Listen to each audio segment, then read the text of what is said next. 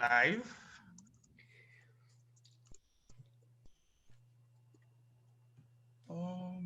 I think. Cool. Yes, we're live. Hi, everyone. Good evening from Nigeria. My name is Olamide, and I run this funny channel, ROJTHEGOAT, where I help people learn motion design and help people get better at motion design and build the passion and build the excitement for motion design. And today I have with me the amazing Austin Shaw, the literal grandfather of motion design, because he has been doing motion design. He has had to go through three changes. He went from when people were using VHS tapes to send reel to when people were using CD to the internet, and it has just been amazing. How are you doing today, Austin? Cool. I'm doing well, thank you. It's funny to hear myself referred to as a grandfather. I don't see that, but that's cool. I've been around, but there's definitely there's those who came before me for sure. But thank you. I'm glad to hear that. So before we start, I would love to give you a very grand welcome and give people your backstory, because a lot of people, I know for sure I know you, but a lot of people in Nigeria don't know you. They're just like, who is Austin Shaw? And I just want to go through your discography. Let me call it discography. So Austin began his professional career in the late 90s. He started working for Curious Pictures in New York. He has worked in commercials, film titles, broadcast show packages, promo, graphic toolkit, music videos, you name it, he has done it all. Austin has worked for a motion designer for clients including Target, Ferrari, FedEx, McGraw Hill. Jesus Christ, I'm murdering the name. It's okay. Digital Kitchen, Perception, Sarofsky, Superfad. Honestly, I have a long list of people he has worked on, and I can't finish. I can't leave this place if I keep listing everybody's name. He has been a teacher of motion design, and he's the writer of the book Design for Motion. In my opinion, is the best book for motion design, because when I read that book, it opened my eyes to new perspective. Austin has taught 3 universities motion design. And honestly, this is where I'm just going to stop for the discography, because it's a long list and I probably don't want to mess it up. All good. And you can tell I'm reading from something and I'm really, really shy. Is there anything you think I have missed that is really, really important in your discography? I think just some that idea. I mean, it's I've been working, yeah, right since the early 2000s. I've been working as a motion designer. I came up in New York City, working with studios that were and post production houses, and it was really at the beginning of the departure of motion design studios from purely post production houses and becoming really more of their own kind of design driven boutiques. And I didn't know that at the time that that's what was happening. I was just like, this is cool. I want to get into this, coming up as an Yeah. illustrator and a designer and getting introduced to After Effects. And I just was following what I was interested in. Just had an opportunity to work with a lot of emerging studios in New York. Eventually started teaching at the School of Visual Arts in New York City, and then got the opportunity to teach full-time at the Savannah College of Art and Design, where I taught for 10 years, and just recently made the move out to Washington State, which is on the west coast of the US. Yeah. Honestly, you said it better than I would ever have. And All I was good, probably all reading for good. something. I was really shy. I'm always really, really shy when it comes to guys, that if you're watching, I'm just going to say it. I'm extremely shy and I'm going to be shaking a lot while talking. I All just have good, to which tell you makes in it even advance. more admirable, like that you're doing this platform. That's really admirable and a great way to get over being shy, because it's not easy. It's not. honestly. Okay, so like yesterday we had a really, really insightful conversation about how you started. And I just want you to like go over how it was like studying motion design in the early 2000s. You know, that Yeah. time was a time when people knew what motion design was. It wasn't even called motion design, it was loosely like motion graphics. And it was just coming from doing title sequence. I mean, that's how motion design originated, from doing title sequence of movies, then TV ads. How was it like for you? How was it starting? Like, can you give us like? Yeah. Yeah, I studied originally, I studied studio art. So I did a lot of figure drawing and a lot of printmaking and oil painting. So this was really like, this was in the 90s for me. I went to New York University and really wasn't exposed that much to digital media.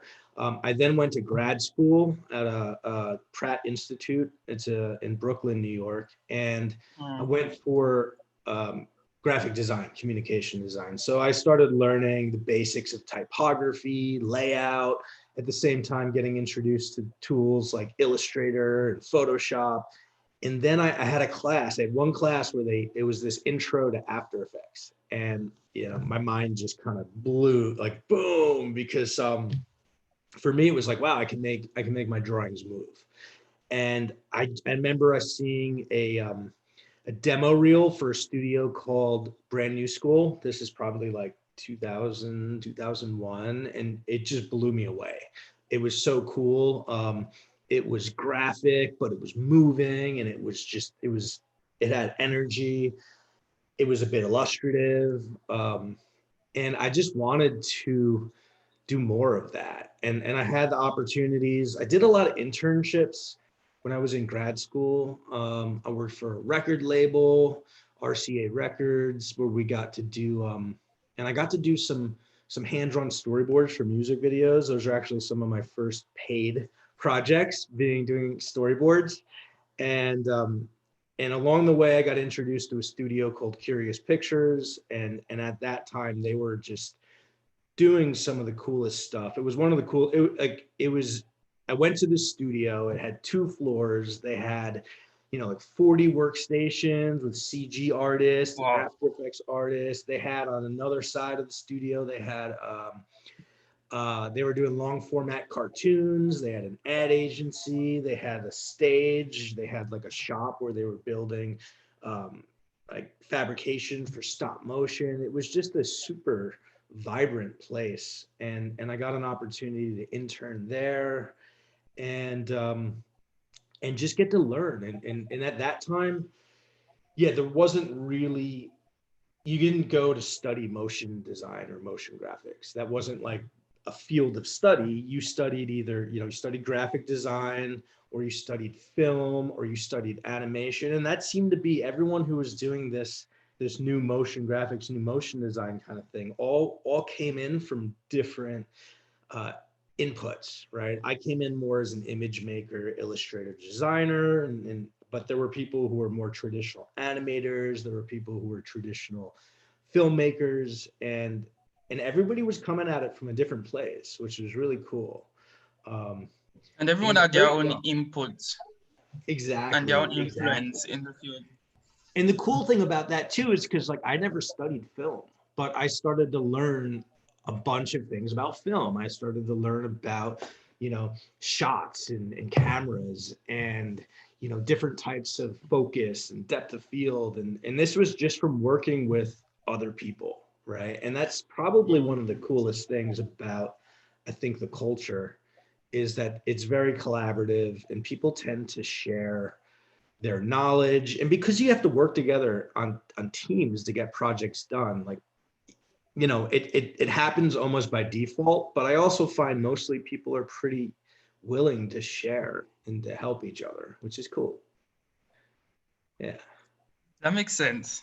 I Yeah. really love like your foundation. It doesn't sound like mine because you obviously started at a time where I think my parents wouldn't imagine that I would be born. But like, and it's just crazy. Like for me, I just personally woke up one morning and I just decided, I'm just going to become a motion designer. I'm going to fire all my graphic design clients and just become a motion designer. And it was a very, very weird decision for me because I knew like motion design right now doesn't exist as a job in Nigeria. Just a few companies will see the value in it. They just employ motion designers in-house.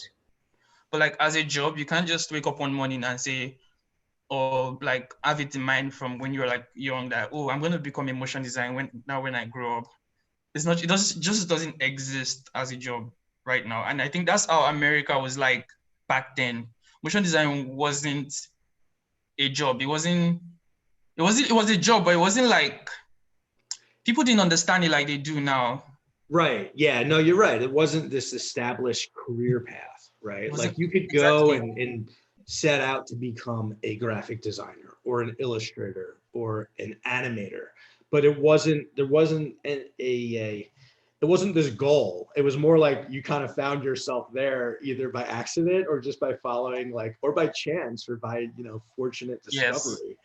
And, you know, the cool thing is and I've seen this and it's something I've thought about and I've seen it over the last, you know, 15 years or so that that opportunities for motion designers at some point I thought would become more like graphic designers where you could basically, you know, graphic designers are everywhere. You know, you could find work as a graphic designer anywhere, any city, anywhere on the planet, right? And you know, for me in the beginning of my career in early 2000s, it was basically New York, LA, and then a couple of other cities like Seattle and Chicago. But if you wanted to have some diversity of studios and studio experience, it was basically New York and LA. And now that's it's everywhere. You know, you can and I think with the I think it's great. internet, Yeah. there is really like, we're discussing about how the internet made work easy, and like the gatekeepers that we had before were just gone. With the internet, it could spread beyond places like Nigeria. People are like, since I started my channel, I've been open to plenty of people that want to be motion designers or people who just didn't have the opportunity. And it's just crazy how like the internet has helped us spread it more. But I also think that even with the internet and even with the development now, motion design isn't a straight career path, a developed career path. It's still getting there. It is not there yet, but Yeah, it's I'd agree still with that. It's still and on the part way. of it, the tricky thing, and even as being an educator, you know, and you know, I was for 10 years at the Savannah College of Art and Design. I'm just starting at a new university called Western Washington University and in Washington State. And I know that the challenge is even, you know, again, it goes back to students who are coming to a, you know, when they want to go study in a creative career path, they know what animation is, they know what graphic design is, they know what illustration is, they know what filmmaking is. And that most of them coming into school don't have no idea that motion design is even a thing, right? Yes. They might be like, yeah, I want to do like titles or I want to do cool like animated graphics, but they don't know that motion design is the place to go study that. So it's a challenge getting that kind of awareness and outreach. And I think part of it is because it's not that easy to define, right? We do a lot of different things, Yes.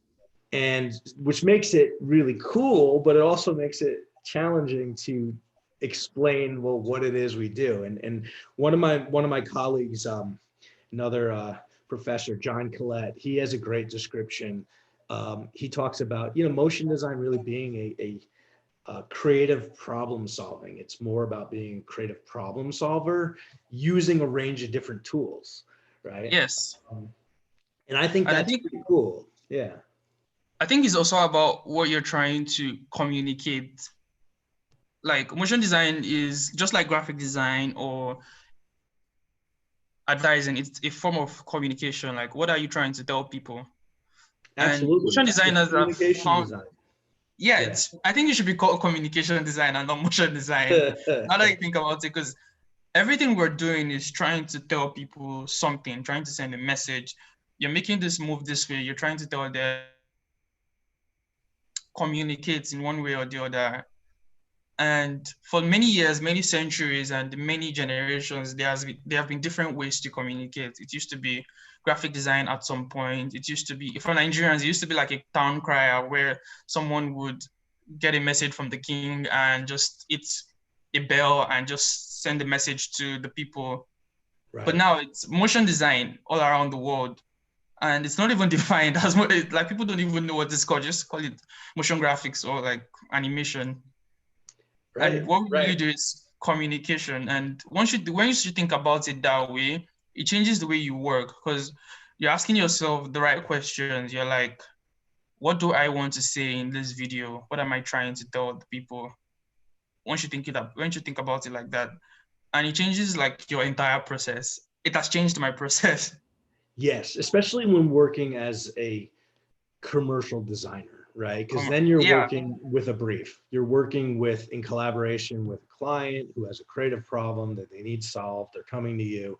So it's learning how to take that problem, interpret it, and come up with the best solution, you know. And yes, that's right up to the point where I guess motion design as more of an expressive, that's where I think it maybe gets a little different when there's no client, right? When you're using it more as experimental media or more just personal expression, But ultimately, you're right. It is, I think, all about communication. communication. Yep. Okay, the Yeah. next question is how you wrote the design for motion book. That book is just amazing. I have a couple of mentees, and like our first week of like there's this mentorship program with a design blog called Dear Designer. They're actually supporting this video, sorry, this live stream, and they gave me three mentees, three people to mentor. And the first week of mentorship, I had to like give them a digital copy of your book and force everyone to read it because it was just a good foundation of motion design. And I feel like everyone should get the book. Also, Austin is donating 5 books for or 5 copies of the Design for Motion book. And I'm going to be sharing how you can get one later in this live stream. Back to the question, how did it start for you, the book Design Yeah. for First, I Motion? want to say I think it's funny that you force them to read it. That's fun. Like, No, but in all seriousness, I started a class under the same title called Design for Motion. I started this class at the Savannah College of Art and Design, and the intention of that class was to really dive deeper into the concept and design phases or stages of a project, right? And under the idea, because that's I would say I started out in this industry more as a designer, doing concept and design style frames, and because I had more training as a visual artist than I did as an animator yes. initially. So that was my entryway, was working more as a designer first. I discovered early on that you could, as a freelancer, I could stay busy all the time if I learned how to animate. So and then I found I enjoyed animating, so I got really into that too. But, I've always worked as both, like a designer and an animator, slang term designimator. That's the old school. Design. But it's, having worked on just a lot of projects, a lot of pitches, and just a lot of kind of that initial concept and design stages, that it's a really important and rich part of the process, because that's where you get to dream, right? That's where you get to come up with big ideas. That's where you get to kind of in some ways work more as that kind of solo designer, illustrator, artist, and then once that direction is established, then it goes out to the bigger team, and then the more collaborative effort comes in the production. But it's an important part of the process. And then in terms of, commercial productions, that's how studios get work, right? You gotta, competitive pitches, or even if a job's awarded directly to a studio or They still have to pitch. individual, you still have to come up with what it looks like. And your chances of having a really strong motion piece are increased like exponentially if you have a strong design foundation. And that's basically the whole premise of the class. And then the textbook was, beautiful motion begins with beautiful design. So after teaching the class for a few years, and reflecting on, my time spent as a designer for motion, I started just writing down the ideas. I started putting the lecture material into, Word format, another way to communicate it. And I pitched it to Focal, which is owned by now, it's Rutledge, Taylor Francis Rutledge. But they were, the publisher. One of the first books, because again, bringing it back to history, there's a book called Creating Motion Graphics with and by Chris and Trish Meyer, married couple who did this Smart. book. And in the early 2000s, late 90s, early 2000s, this book was, this is how you learned After Effects. Because there was no YouTube, there was no video, this was it. You got this book and it had like a CD, and it had like elements and lessons, and it was an amazing book. I love that book. It was super user-friendly, super It's still easy around. to follow. I think it is still around. Yeah, Creating Motion Graphics. I guess it's Creating Motion Graphics with After Effects by Chris and Trish Meyer. Amazing. Like, that was the book. And so thinking back, I wanted to write something that, well, also going back to that publisher, knowing that they had a big foothold in this market, I thought would be a really good fit. So I pitched them the proposal. They accepted it. We moved forward. Fortunately, I had no idea quite how much work it was going to be, because if I knew how much work it was going to be, I might have been too scared to try. But I had a little naivety. I just said, hey, I got the experience, and I've been teaching this, and I went for it. And it was probably the most challenging creative project. And as a motion designer, I like to work on a lot of different things. I tend to like working on smaller, faster projects, right? I like quick turnaround. I like working on something and then jumping into something else and jumping to something else. So it required a lot of discipline to stay. I mean, this was like over a year project for me, where writing different chapters and rewriting, and then reaching out and interviewing people and then gathering work, and it was a real challenge, but a very meaningful. And I mean, I'm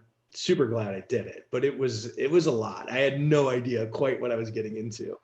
Yeah, I think writing a book is really difficult, especially for your first time, because you had to meet the guys who are going to proofread it, the editors, and there's this long process.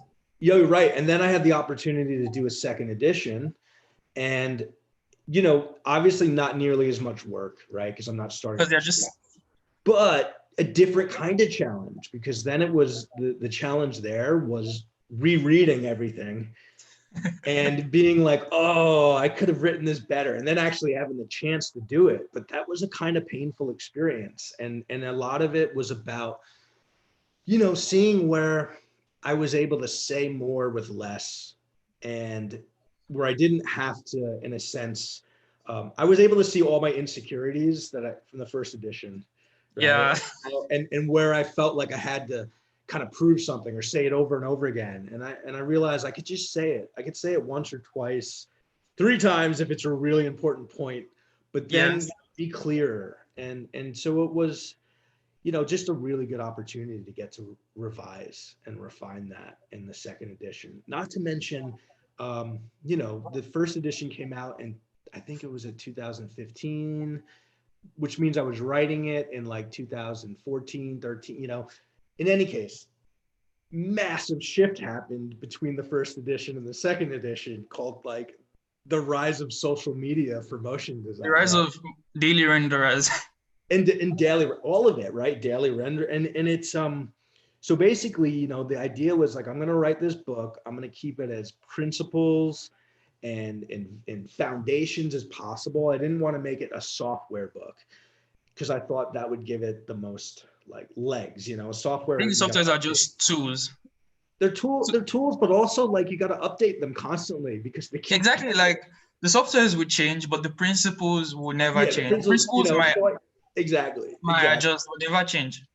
But we had this massive paradigm shift, with social. So that gave me an opportunity to address that, to do a bunch of research, to talk to a bunch of people who are working in social, and because it really like dramatically shifted the landscape, right? We went from, like you mentioned earlier, 10 years ago, it was still 30-second commercials, Mm-hmm.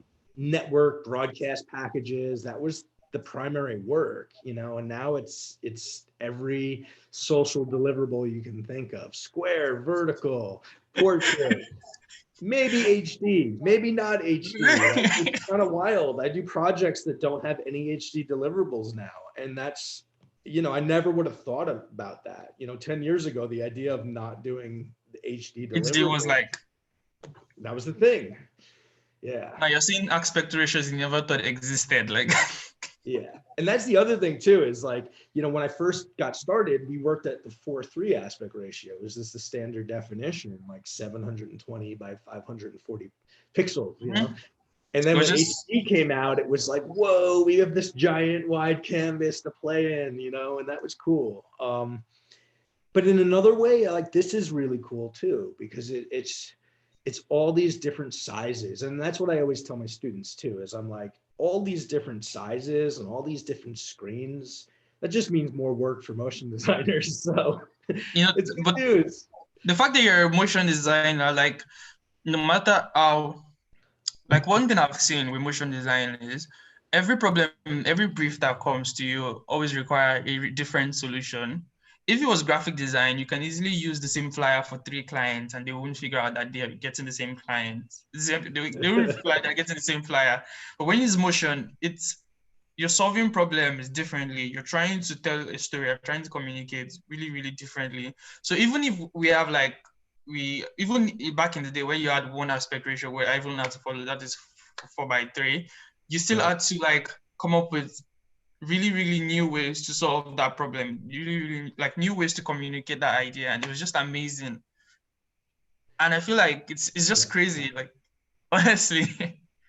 Yeah, no, it's true. I mean, and I think that it brings that idea that, when it was just 4:3 aspect ratios and you were doing a 30-second commercial, you did a 30-second commercial, right? You didn't do longer than 30, you didn't do shorter than 30. Maybe you do a 15-second cut down, or if you're doing something for, because everything was airtime. So it was all very rigid constraints, which kind of made things easy in a way. Now we have, there's a lot more options. So and there's a lot more variability in the constraints, right? Like Yes. different platforms, and they change constantly, right? You can do 15 seconds. Now you can do Mm-hmm. 60 seconds. Now you can do, an hour on Instagram TV, or I don't know, it might be longer now. And so it's challenging to keep up. It's funny. I actually just got a best practices guide for making ads for TikTok. You know what I mean? And it's like, okay, and there's a whole other platform to learn Yeah. about. And I think the thing is it's hard to stay on top of everything. And I think for me, it's just, well, it's whatever I'm working on, it's whatever projects or clients are coming to me with. And then in terms of, for teaching, I try to take the broad stroke, right? Like, I've integrated that into my more advanced motion classes, where I have assignments that require students to work HD, square, portrait. You Um, try to like teach them to be adaptable in the Exactly. class. So they'll make an HD deliverable, but then they got to do a version that's, vertical or portrait, and they got to do a breakout version that's square, because that's the job. That's the job right now. That's what I do with my clients. So it's basically just trying to train them to learn how to version and work across multiple sizes and platforms efficiently, because it's challenging. You go from HD to, vertical, What's it like, called? totally different composition. Like, you've got to, you're losing all that side, you're getting all the sky and all this ground, You and need you to got to arrange figure it. out. Yeah, and even if you're doing the exact same timing with the exact same assets, like, your composition is different. So you have to make those adjustments, and you need to learn to either plan for that, or at least with the clients, make sure that the client understands like this is going to take more time, which means it's going to cost more, right? And that's a separate deliverable. And I think they're all clients are savvy. The ones who are working with this media constantly, they understand that. But it's just more to learn. More Yeah, to I think with motion design, you have to be like a chameleon. You have to be adaptable. And I think that's one thing you're doing great that most Nigerian schools are not doing at all. Nigerian schools don't teach you to be adaptable. They just teach you the same materials you've been using to learn like 50 years ago. That's the same materials we're using now to learn. But for you, like with motion design, that you have to be constantly adapting to new standards. Like we can just wake up tomorrow and a new platform is out. Everyone is using this platform and you just have to adapt to it. And it's really amazing that you're teaching people to be adaptable. Well, I mean, and I mean, I think that is that coming back to that idea, motion designer being a creative problem solver across, different platforms, but as well as being adaptable, right? That's probably, and that's what's going to equal sustainability is it's having that ability to adapt makes you sustainable. For me personally, it's part of it is that sustainability, right? Like, well, I want to keep working, so I got to adapt, So and I noticed it was gradual, right? I would just get, hey, we need it at this size. Okay, cool. Like I changed that size. And we need it at this timing. Okay, it's for this platform, so it can't be longer than this. Okay. But honestly, like what also helps me a lot is my students because I'm 44 now, and Facebook came out, and I don't know when it came out, but I guess I was in my About early 2003. 30s. Yeah, so I was like in my early 30s, probably when I get into it. Then Instagram came out, and I kind of resisted it for a while, and then my students started really kind of giving me a hard time, and I appreciate that because I needed to get involved, and doing the research for the second edition of my textbook actually got me way more involved in these platforms and understanding them and but honestly I asked my students, I'm like, explain this to me. I'm not native to a lot of these, so I just asked them. I try to stay curious and then but then I can adapt the projects and the briefs based more or less on what I'm doing in my own commercial practice. And I think that's where as an educator, what I enjoy is in one hand being in the field, working as a commercial artist, and then at the same time I can go into the class, and that's like the lab, and I can bring back what I'm learning in the current contemporary industry, and make sure that that's accurately being reflected to the students. Yeah. Yes, that makes sense. Honestly, I really love what you're doing and I pray God strengthens you. The next question is, which is like the premise of this entire live stream is like, how can it is like two questions. I think we discussed it very, very in details yesterday, but we're just going to like discuss it for people who are in our conversation. All right. How can you start out in motion design today? And how can you build a sustainable career in motion? Like what would you say is the best way to start out right now? And what's the best way to build a sustainable career? Right on. So, I think, the discussion we had yesterday, you brought it up earlier too, the internet. I think in one hand, the internet has made it much easier to connect, right? It's made it just the world a lot more globally connected. And again, like, I think, my first demo reel was on a VHS tape, and I had to get them onto that VHS tape, which wasn't that easy to do. You either had to get this weird device called like a Dazzler, which let you go from your computer to like a VCR, or you would go to like a post-production facility and have them lay those out for you. And then I'd have to physically go to studios. I have to call studios up, and I'd have to be like, hey, can I bring you my demo reel? Can I bring you my design book? And some places were really receptive. Some places would like invite me in, and they pop my reel into a VCR, and we watch it, and they give me feedback. Some places I just have to leave it with the receptionist, and that was it, and I'd never hear anything. And it took a lot of, I literally had to pound the pavement and really put myself out there. You still have to do that, but it's much easier because websites and Vimeo and Instagram and Twitter and all, if you are active on those platforms, you can get attention, and you can get, you do good work, you put it out there.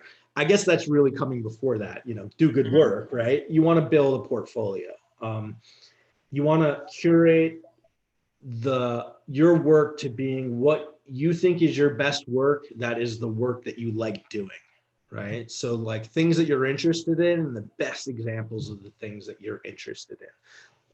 And you want to curate that. You want to put that onto a website, onto some kind of digital presence, right? Put it out there, Yes. whether that's the Instagram or Twitter or wherever, and be active on that, and be willing to, next step really is to reach out to people, the people you want to work with, right? Whether that's through email or through tagging them, and being willing to take, I think we talked about yesterday, the idea of the law of averages, right? If you send out 100 emails and you get 5 responses, like, hey, like you got 5 responses, right? Like you can't just send out 5, and if you don't get any response, if you give up, that's, you have to be willing to just keep asking and keep knocking on the doors. And I think the term I use a lot is being politely persistent, right? That's what I've always tried to practice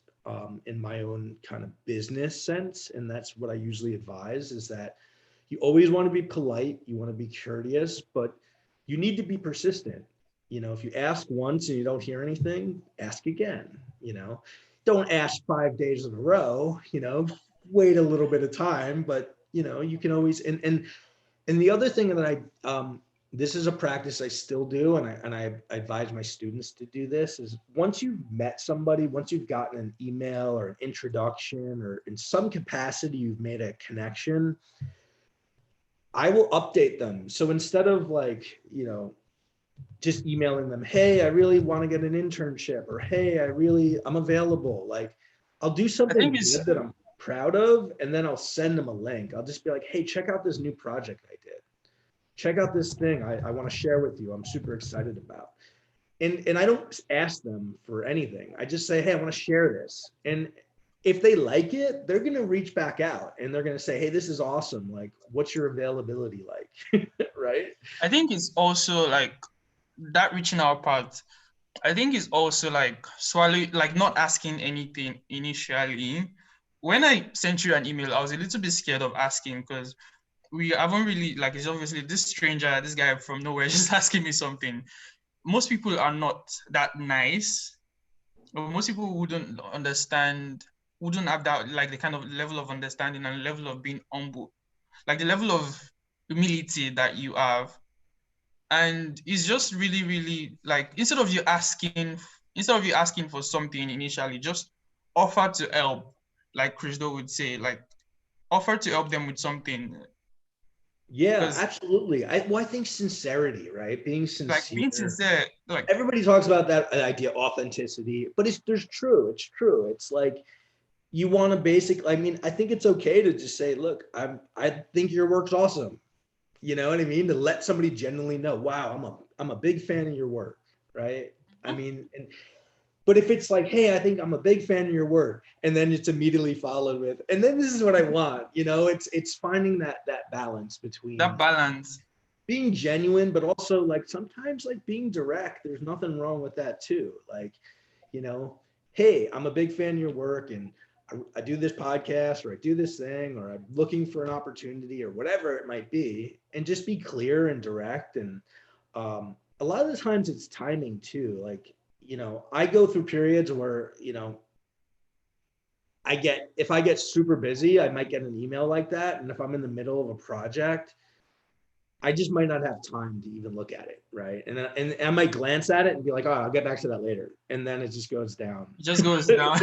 down the list of emails that I haven't looked at yet, because it's like at that point it's, I'm working under a deadline and I'm just trying to, um, so that, and I think that's a lot of people in this industry. We go through these sort of like, I when the think wave hits and you get I super could busy. relate. Like it's really hard reaching out to people because everyone is going through something, especially in this pandemic period like that True. we're in the world. Everyone is going through one thing or the other, so it's really hard to not judge.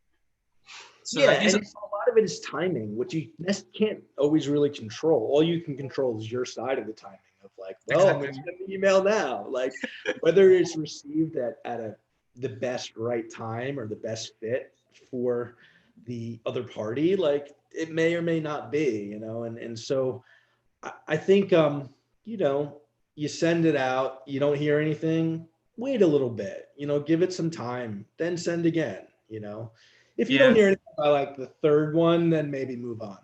you know, True. True. and don't feel bad about it, because it's like I've learned to thicken my skin, right? I've learned to not take it so personally when I don't get the result I want, or I don't win the project, or I don't get booked, or whatever it might be. And a lot of the times it's really just about finding the best right fit at that moment in time. So, and I talk about this with my students, so when they're applying for jobs or internships, if they don't get it, I'm just like, it's just not the right fit right now, right? It Yes. doesn't mean that that studio, it might be the right fit in the future, you know, which is Yes. a, And yeah. Does that make sense? yeah, it does. You were saying something about that yesterday about like a studio you're trying to work with at a particular time, but it didn't Yep. really happen for your career until like few moments Yeah, no, later. that's right. I talked about it. Like the brand new school. I saw their reel. I was like, I got to be at this place. This place is so cool. I got an introduction. I was like, oh yeah, it's gonna happen. And it took like 3 more years before I actually got booked there. And then I hung out there for like a year as a freelancer, and it was just like I wasn't ready. It wasn't the right time. I wasn't the right fit until I was. And it goes the other way too. Like, is that studio the right fit for you? Right. And that's something each, I think, designer and artist needs to also reflect on, right? It's a mutual compatibility. Mm. Yeah, we were talking about you about how to start out, and you stopped at reaching out. Yeah. Oh yeah. So yeah, I think it's, I guess that first thing is making sure that you need a portfolio. You need some sort of digital presence, right? So that's either your website, it's a Vimeo, Instagram, wherever that Instagram. platform is, you need to have the you need to have work that you're proud of, that reflects what you're interested in. And from with that, then you need to be able to reach out, put yourself out there, and basically, let people know who you are and let them know that you're interested in working with them, right? And because of Mhm. the internet, and because also like this pandemic, it's forced everybody to work remotely. Now, I think I was Yes. telling you this yesterday too, that I've been working remotely since the late 2000s. So, I've been doing this for a long time, the remote thing. And for me, it was first started out as just I needed internet, and I needed a FedEx where I could FedEx a DVD of a project or a hard drive of a project. This was pre-Vimeo, pre-WeTransfer. Now we have all these awesome tools that I can just put up a link, put a password on it, send it to the client. They can watch it. They say, this looks good. If I got to send them like a ProRes file, then I'll WeTransfer it. But if it's Yeah. just an H.264, I might just email or even text it, and then the job's done, right? So, and now that we're all working remotely, I think there's probably a pretty good chance that this is in some capacity going to become a part of the way we work. Even the idea of like workstations, the idea of remote workstations, I'd be surprised if we're not all working on remote workstations in a few years. I think Maybe. so too, but I'm kind of like I'm kind of agreeing and not agreeing, agreeing and not agreeing. I'm kind of in the middle in terms of agreeing on whether we would go remote, because I feel like having a place where you and your team are is Yeah, really, there's a really real benefit. valuable. Right. Yeah. It's like so much better than working through Zoom or working through any of this Especially platform. for younger junior artists, people who are first getting started. There's so much to learn in a studio space, working with others. Yes. I think that especially talking to some of my newer, you know, just starting out recent grads, that is hard. That's a struggle, this situation. But, for, you know, trying to get, if you're in a place like Nigeria that doesn't have a lot of studios, like the idea that you can actually connect with studios outside in other countries remotely, like that's, 10 years ago, not so much, right? 20 years ago, not at all. You know what I mean? And Yeah. so and there's also just a lot of, there's a ton of inspiration. There's a lot of communities too, which are cool. You can follow all the different kind of the accounts, the Instagram or Twitter accounts so you can stay pretty plugged in, which is really cool. So I guess that, that's a tricky one, because that makes me think, yeah, like try to get in-house somewhere and work. And that might not be the case for a while yet, until the pandemic gets under control. I think even for Nigeria, there aren't really a lot of studios. I think there are just like 5 real motion design studios, including mine by God's grace. But even mine is still really, really fresh, and we're not getting as much project, or we're not really getting any real project yet, and we're just doing what we love for now. But like I'm seeing like in the next few years, we'd have more studios focused on motion design and more studios solving problems for motion design in Nigeria. And this is just the start of it. This channel is like the start of everything. Right. I mean, and we talked a little bit about this, but that idea that, that's an opportunity, right? Like you're in an unexplored territory, and you have an opportunity to kind of establish not only like a studio and a presence, but really set the culture and kind of bring that. So that's really cool. Yes. Now, thank you very much. Now we're like at the final question. Yeah. Which is the question like we talked about heavily, and I was really, really, I think it was something that really affected me and has affected me for a while, which is talking about creative process. Where I was talking about my creative process. Then you drew a diagram, the triangle. You talked about the triangle in your book. Yep. But like, I would like us to talk about it and maybe close the conversation with it. Sure. Yeah. So maybe I'll draw the triangle again here in a second, in a notebook. But basically, like, I started teaching full time in 2010, and part of, and that brings it back to the book too, because a big part of that book was, thinking about like how to approach the design side, the concept and design side of a project effectively, but also in a way that is enjoyable, which also equals sustainable, right? Because I found that for me, a lot of the times it could get really stressful, right? I like working on pitches, and it gets competitive, and there's lots of, money on the line, and I just would get stressed out, right? And as soon as we get a brief, I found myself just racing towards the solution, right? And we talked, I guess, yesterday a little bit about the idea of creative block, and sometimes it's like too much pressure, right? When I put too much pressure on myself, I just whether I get a creative block or I just don't have fun. I might just push through the block and make something, but it's not necessarily fun, and it's not always really even the best solution. It's because I'm just I'm racing towards the answer. So I'll grab my sketchbook here. Yeah. So I think the problem. Yeah. The problem with working is that there is too much pressure.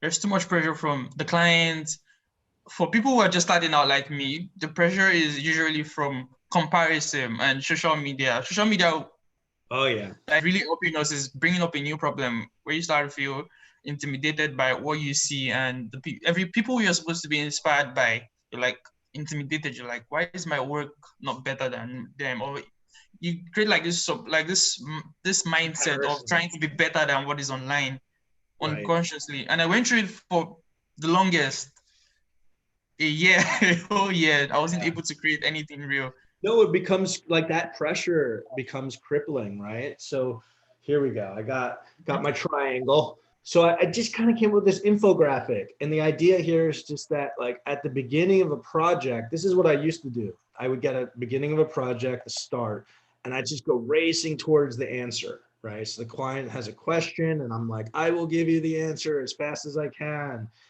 Um, but that was just out of that pressure, that stress. So I've been working on, and the idea is that, okay, we get the first question. It's like, let me try to turn off the pressure. Let me turn off that what I call like the inner critic that's saying, what's the answer? Is it good? Is it going to be good enough? Are they going to like it? And let me just kind of explore and play. And the idea of the why this is a triangle, it's wider up here, meaning just like stay broad, stay as broad as possible, search, discover, play, right? I had a student who described like the idea, it's like the creative sandbox, right? This is where we try to play a bit. And it's a weird balance because it's like, hey, I'm doing a job here, right? Like somebody's paying me, like I have to come up with a solution. But part of what they're paying me for is my ability to play creatively and Yes. research and create associations and create out of the box ideas, or just to develop a conceptual framework for their problem. And so I've really been, in a sense, building up my tolerance for the uncertainty at the beginning of a project, because that uncertainty is uncomfortable. What's it going to be? Is it going to be good? Are they going to like it? I I think don't you just know. have to stop at that point and just ask the right questions. Yeah, and then search, right? So I do a lot of Search. things like free writing, free association, right? In the beginning, where I will basically, it's an exercise I do where I try to just turn off my critic, and I just will write. Like if I get a question, a prompt for, I'll just write. I'll set my timer for 10 minutes and no editing. And I'll just write every idea that comes to my head and just get it out there. And sometimes like there's like some really interesting things that come out of it. Sometimes it's just clearing my mental clutter so that I could then think a little clearer, if that makes sense. Um, Yes. and then from there I'll do things where I'll play with mind maps, I'll play with different kinds of lists of words. And I try to explore that way for a bit, and to get a very initial rough shape of an idea. From there, then I try to transition a little more towards um, external searches for inspiration. So I'll start doing things like mood boarding and more external researches. But again, like when I used to mood board, it was about finding the right image for this project. And again, it's that pressure, a lot But of like judgment. when you have like a straight process, it's not about finding the right image. You're trying to find an image that relates to your idea, to the questions you've asked. Absolutely, absolutely. But even that mindset. So like I kind of rediscovered mood boarding in a way that was like looking at it like with like child eyes, where I wasn't trying like where I just basically when I mood board now, I go to Pinterest and I just want to be inspired. I just want to see things that make Just me want to go, be wow, that's curious. super cool, And then if it resonates for that project, then cool, I'll save it to that project board. And if it doesn't, I'll still save it just to like my research board. Um, but it's more of just having that kind of just a looser attitude, right? A little less serious, a little less forced, and just. But at the same time, I'm still in there. I'm still searching. I'm still looking for that solution, and then gradually, working towards the outcome. By the time I get down here, this is where I really need that critic, right? This is Mhm. where I need that voice that's like, is everything spelled right? is all the kerning right? Are all the colors right? Does everything look good? Where I can, and I'll do that thing where I'm in After Effects and I'm playing it down and I'm checking it, I'm getting ready to deliver, and I notice there's something not right. And I don't know exactly what it is, but then I drill in, I'm like, oh yeah, one frame's off. Like my eye can catch that one frame that's just, needs Yes. extended. I got to pull the layer out. And I need that critic. I do need it, but But I don't need it right here. you don't need it And right there. You need it at the end. yeah, and it's like, so it's for me, it's just become about how to, when to turn on the critic, when to ask the critic to take a break. And so that like I can just play a little bit creatively and I can explore and I can try things and and it's hard. It's a I've spent most of my life with that critic on full blast, I think, like most of us, right? So it's Yeah. and I have fun. I have fun turning it off, right? I have fun exploring what happens when I turn it off in a creative I think when context. you turn off the critic, your life becomes so much happier in the beginning because you're enjoying the process. It's not a chore anymore. It's like playing when you're a child. It's not like go watch the dishes. It's just like come watch TV, come have fun, come and be curious. That's just like what you're saying to Exactly. yourself.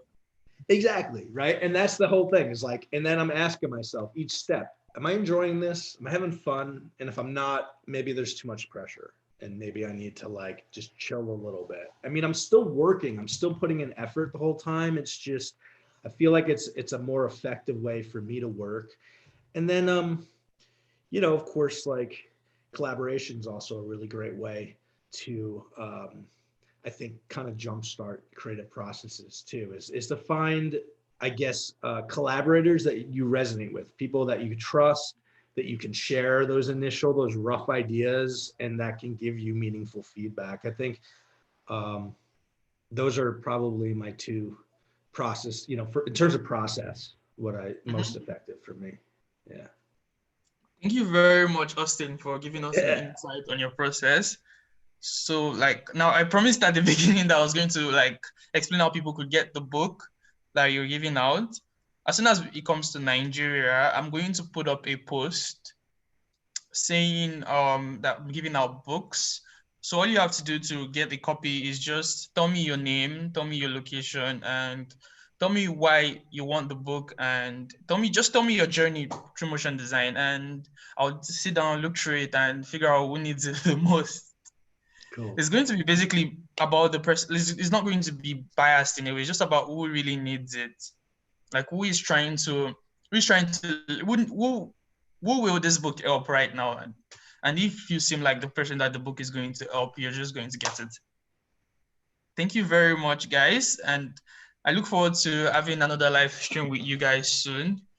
Have a great day. God bless you. And peace out. And I'm ending the live stream now.